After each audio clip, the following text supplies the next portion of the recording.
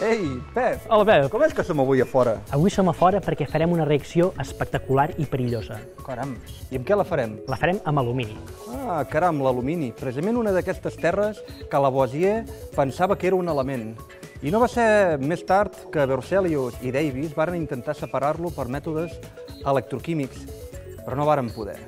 Fins al 27 no es va poder separar, no es va poder aïllar una petita quantitat d'alumini. Ara, avui en dia, l'alumini sí que es fa per mètodes electroquímics, perquè fa falta molta temperatura per fondre el mineral del qual se'n treu l'alumini. Però fixa't que estem en un lloc on totes a la fusteria és precisament d'alumini. Per tant, ara se'n fabrica molt. S'ha aconseguit disminuir la temperatura de fusió de l'alumini gràcies a un fondent.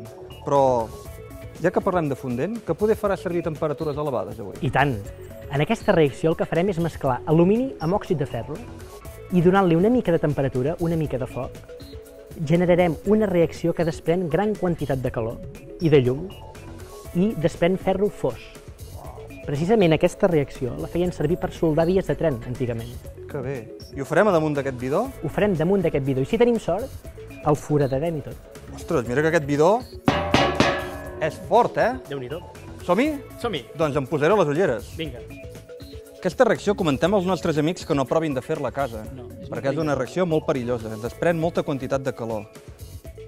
Es poden cremar, i per això nosaltres tenim aquest bidó protegit amb terra, amb sorra, i a dintre també està ple de sorra, perquè pot ser que si s'arriba a fondre aquesta placa tan gruixuda de ferro, travessi a sota.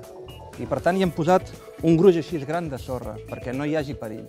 Alguna vegada aquestes reaccions s'han fet amb nitrogen líquid al fons, perquè el ferro, al sortir disparat amb tanta temperatura, al caure damunt del nitrogen líquid fa una reacció molt exotèrmica i molt bonica, de desprendiment de nitrogen gas. Però no és el cas. Nosaltres ho farem així perquè el que volem és que es vegi l'efecte de fer aquest forat en aquesta placa tan gruixuda de ferro. Què estem posant, Pep? Aquí estem posant òxid de ferro, rovell. Molt bé. I ara, alumini. Alumini en pols. Alumini en pols. I ara ho barregem. I ara ben barrejat. Sí? Vinga, doncs. Anem a posar la metxa. Anem a posar la metxa. Altres vegades, Pep, posàvem una metxa de magnesi. Aquest cop ho farem més senzill. Hi posarem una bengala. Una bengala. Molt bé. L'hem doblat una mica. Sí, bengala doblegada. I ara només caldrà encendre-la.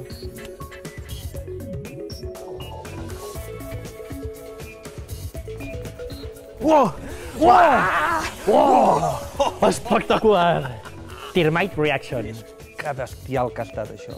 Mira com està de fos. Quina temperatura, Mare meva. ferro fos. Impressionant, impressionant. I el bidó foradat. El bidó Tal com està hem dit. foradat. Ben foradat.